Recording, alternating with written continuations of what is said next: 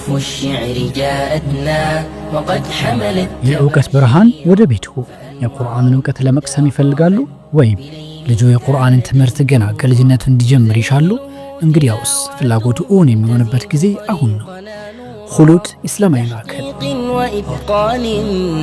ከየትኛውም የዓለም ክፍል ሆነው የትም ቦታ ሳይንቀሳቀሱ በሙያቸው ከታወቁ ኡስታዞች ጋር ቁርአንንና መሰረታዊ የዲን ትምህርቶችን መማር ይችላሉ። ጊዜ የእርሱ ምርጫ። በፈለጉት ሰዓትና ምቹ ሁኔታ በኦንላይን መማር እንዲችሉ ሁሉንም አመቻችተናል።